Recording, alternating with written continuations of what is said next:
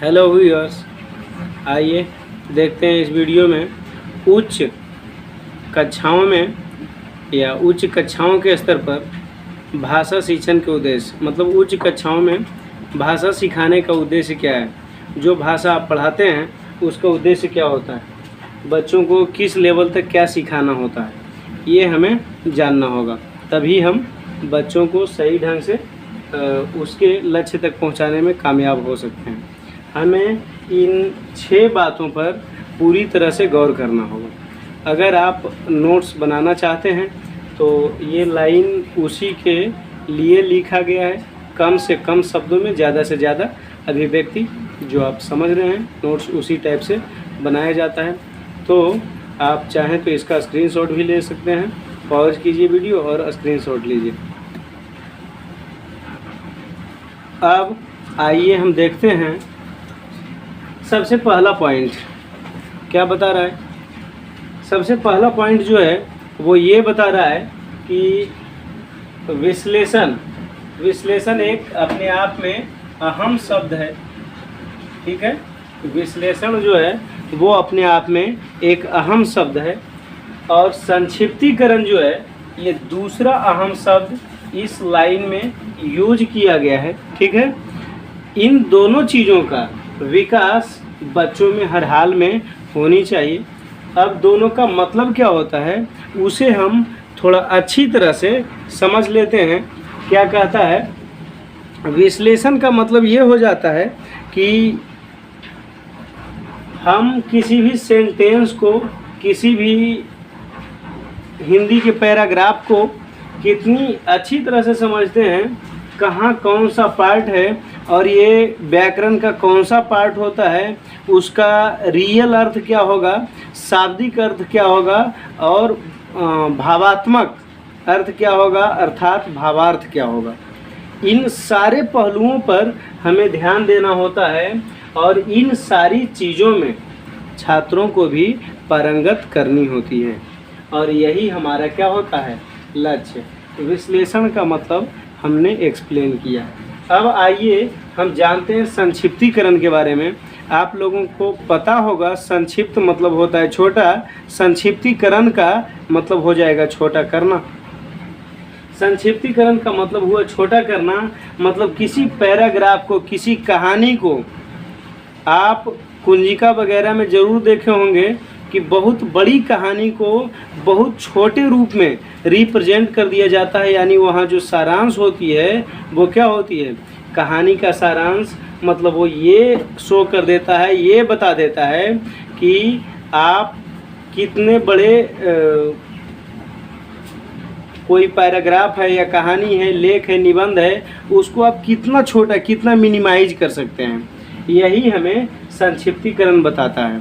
इसमें अगर हम थोड़ा सा टेक्निकली यूज कर दें, ग्रामर को, व्याकरण को टेक्निकली थोड़ा सा यूज करें, तब क्या हो जाएगा, इसमें पता चलेगा संक्षिप्तीकरण के लिए अनेक शब्दों के बदले एक शब्द, एक व्याकरण का पार्ट है जो हम पढ़ते हैं, या वाक्यांशों के लिए एक शब्द ऐसा लिख के आता है। उस पर मेरा वीडियो बनेगा, उस पर भी हम आएंगे।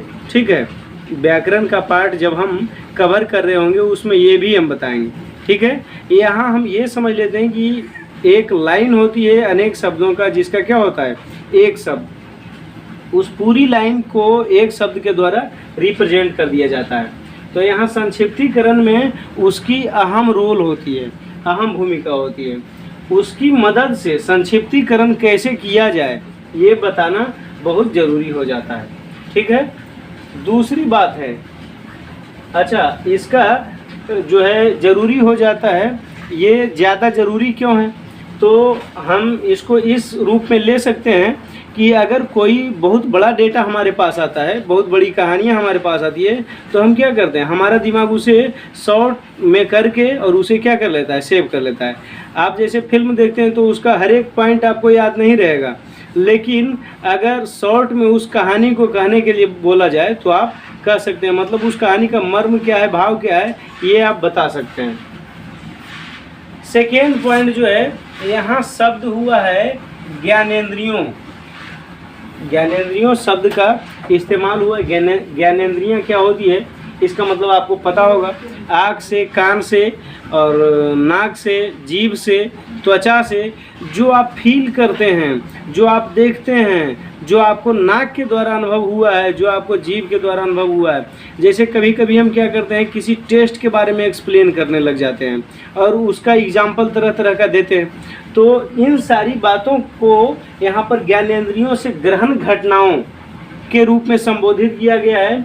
तो हम सीधा यहाँ बात कर रहे हैं ज्ञानेंद्रियों से ग्रहण घटनाओं का शुद्ध एवं प्रवाहमय, प्रवाह के रूप में यानी प्रवाह के साथ उसको लिख सकते हैं या बोल सकते हैं, यानी उसकी अभिव्यक्ति कर सकते हैं लिख कर, मौखिक या क्या लिखित, रिटेन और ओरली, इन दोनों का इस्तेमाल करके अगर हम उसे बता सकें, अभिव्यक्त कर सकें, व्यक्त कर सकें तो मतलब छात्रों में इस टाइप का नॉलेज या स्किल्स आपको भरना चाहिए, तब आप एक सफल टीचर हो जाएंगे।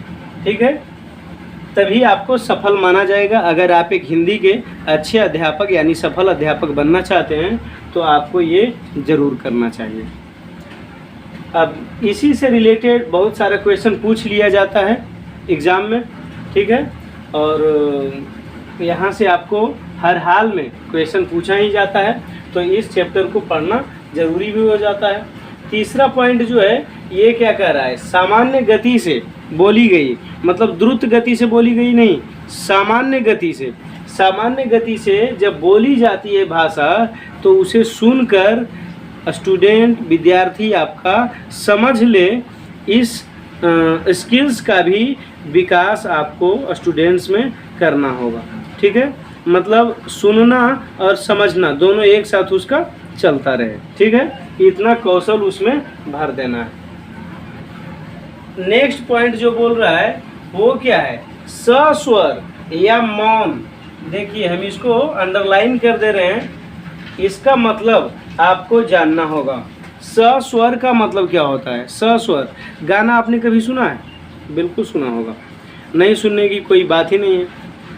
हमारे भोजपुरिया और हिंदी समाज के बहुत सारे ऐसे गायक हुए जिन्होंने मतलब तालका मचा रखा है, आप लोग जानते ही होंगे। उस पर बहुत तरह तरह के कमेंट या घटनाएं आजकल हमारे सामने आती है, तो आप उससे अवगत होंगे। सस्वर उसी को कहा जाता है, मतलब स्वर के साथ, यानी स्वर को यहाँ सुर भी बोल सकते हैं। ठीक है, यानी कभी कभी जैसे हम पढ़ रहे होते हैं कविता या छंद, तब उसको स्वर के साथ पढ़ना क्या हो जाता है, जरूरी हो जाता है। यानी सस्वर या मौन बोल के सही ढंग से अभिव्यक्त करते हुए, या फिर मौन वाचन मतलब मन ही में पढ़ना, या फिर बोल के जिस अब जैसे राइटर या पोएट जिस भाव में, जिस स्वर के साथ उसको लिखना चाहते हैं, आपको पढ़वाना चाहते हैं, उस भाव या स्वर में अगर आप पढ़ रहे हैं तब उसको बोला जाएगा सस्वर या सस्वर बोला जाएगा। और मौन में भी उसी बात को आपको मुंह से आवाज़ नहीं निकालनी है या बहुत कम आवाज़ निकालनी है, ठीक है, नहीं के बराबर। और ऐसा पढ़ना को बोला जाता है मौन वाचन या स्वर वाचन, सस्वर वाचन या मौन वाचन। और उस कौशल का डेवलपमेंट हमें स्टूडेंट में करनी होती है। समझ गए? अब आते हैं नेक्स्ट पॉइंट पर। नेक्स्ट पॉइंट हमारा क्या कह रहा है, इस पॉइंट को थोड़ा सा पिछली लेवल के बारे में जब हम पढ़ रहे थे, माध्यमिक लेवल पर यानी माध्यमिक स्तर पर भाषा शिक्षण के उद्देश्य, उसमें हमने कहा था कि विराम चिन्हों का प्रयोग करना होगा। विराम चिन्हों का प्रयोग करते हुए आपको समझना होगा, उसके हिसाब से पढ़ना होगा। यहाँ पर भी वही बात है, लेवल थोड़ा सा अपग्रेड हो गया है, क्योंकि यहाँ उच्च कक्षा के लिए बातें की जा रही है, तो हम यहाँ पर थोड़ा सा लेवल भी क्या कर देंगे, उच्च कर देंगे, हाई कर देंगे। विराम आदि चिन्हों का शुद्धतम प्रयोग होना चाहिए। विराम चिन्ह जो है उसका क्या होना चाहिए, शुद्धतम प्रयोग होना चाहिए। एवं उच्चारण भी उसका सही ढंग से होना चाहिए। उच्चारण के हिसाब से यहाँ पर तो विद्यार्थियों को कोई मर्जी नहीं है, मतलब यहाँ पर उसे हर हाल में ये सीख जाना ही चाहिए। ठीक है, तो इतना लेवल पर विद्यार्थियों को पहुँचा देना होगा। विराम आदि चिन्हों का शुद्धतम ढंग से प्रयोग होना चाहिए। ठीक है, और उच्चारण भी अच्छे ढंग से किया जाना चाहिए। लास्ट का जो पॉइंट है वो 6th पॉइंट है, और इसमें बहुत ही अच्छी बातें बताई गई है। मुहावरे, लोकोक्तियाँ तथा समान अलंकृत भाषा को सुनकर समझना या लिखकर व्यक्त करना। देखिए, इसमें बहुत सारी बातों को एक ही पॉइंट में इंक्लूड कर दिया गया है। So this is very important part in 6 points. इस 6 पॉइंट का ये जो छठा पॉइंट है ये बहुत ही इम्पोर्टेंट हो जाता है। इसमें बोला गया है जैसे मुहावरा आप लोग पढ़े होंगे 9 2 11 होना। ऐसे लग रहा है जैसे ये मैथमेटिक्स का चैप्टर चालू है, पर रियलिटी में ऐसा है नहीं। इसका कोई रियल अर्थ कुछ अलग है। क्या है पता है आपको? 9 2 11 होना इसका मतलब होता है भाग जाना। जैसे आप बोलते हो चोर यहाँ से कुछ चुरा कर 9 2 11 हो गया, बोलते हैं या नहीं? बिल्कुल सही बोलते हैं। बस वही बात है। मुहावरे, लोकोक्ति भी आप सुने होंगे, जिसकी लाठी उसकी भैंस, नहीं सुने हैं? लोहे से लोहा कटता है, बिल्कुल सुने हैं। ये भी नहीं सुने हैं? चलिए ठीक है, आगे बढ़ते हैं। आगे और कौन सा लोकोक्ति होगा? लो, अब मैं ही भूल गया, अब आप लोग को याद आ गया होगा। क्योंकि ऐसा होता है, जब किसी के पास दुख होता है उसी टाइम में किसी के पास सुख होता है। आपको तीसरा लोकोक्ति जरूर याद आ गया होगा, नहीं आया है? चलिए मैं याद दिला देता हूँ। जो गरजते हैं वो बरसते नहीं। ये सारा क्या है? लोकोक्ति है। जितना आप बोलते जाएं कम है। पूरा आप एक्सप्लेन एक वीडियो में तो मैं नहीं कर पाऊँगा। आपके बारे में तो मैं अभी नहीं जान रहा हूँ। जब आप मुझसे डायरेक्टली कनेक्ट होंगे तब मैं आपके बारे में भी जानूँगा और आपके बारे में भी बता पाऊँगा कि आप भी एक्सप्लेन कर सकते हैं या नहीं। एक वीडियो में मतलब इसको सिर्फ समझाने के लिए उसको पूरा एक्सप्लेन करना। चलिए आगे बढ़ते हैं। लोकोक्तियाँ क्या होती है हमने देखा। तथा समान अलंकृत भाषा को सुनकर, अलंकृत भाषा मिलता है। अब अलंकृत शब्द कहाँ से आ गया? अलंकृत का मतलब होता है अलंकार युक्त शब्द। अलंकार तो आपने पढ़ा ही होगा। अलंकार किसको बोलते हैं? अलंकार किसको बोलते हैं? अलंकार जब किसी शब्द की सुंदरता, किसी लाइन को सुंदर ढंग से रिप्रेजेंट करने के लिए, कुछ आकर्षक बनाने के लिए, या फिर हम ये भी बोल सकते हैं कि उस लाइन में एक ही शब्द को एक से अनेक अर्थ देने के लिए इस टाइप का जब हम अलंकरण करते हैं तब उसको अलंकृत भाषा कही जाएगी। क्योंकि वो भी तो भाषा है, हिंदी हो या इंग्लिश हो, वो भी क्या होती है? भाषा होती है। और वो भाषा को सुनकर उसे समझ जाना होगा और लिख कर भी आप अभिव्यक्त कर सकते हो, तब आप क्या कहलाएंगे? ये बातें बच्चों में डेवलप करना है। आप में तो होगा ही, आप में नहीं होगा ऐसी बात नहीं है।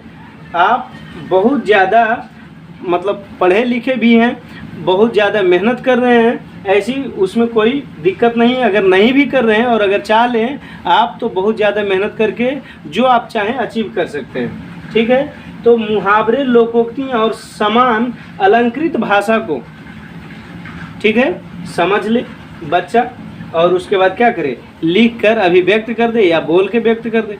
ओरली भी कोई दिक्कत नहीं है, बोलना भी सीखेगा ही। जब लिखना आ जाएगा तो बच्चा बोल भी सकता है।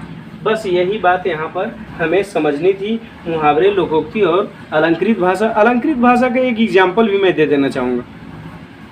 जैसे आप पढ़े होंगे, कनक कणक ते 100 गुनी, मादकता अधिकाय। अब यहाँ कनक कनक 2 बार आए हैं, दोनों का अर्थ अलग अलग है, आप लोग को पता भी होगा।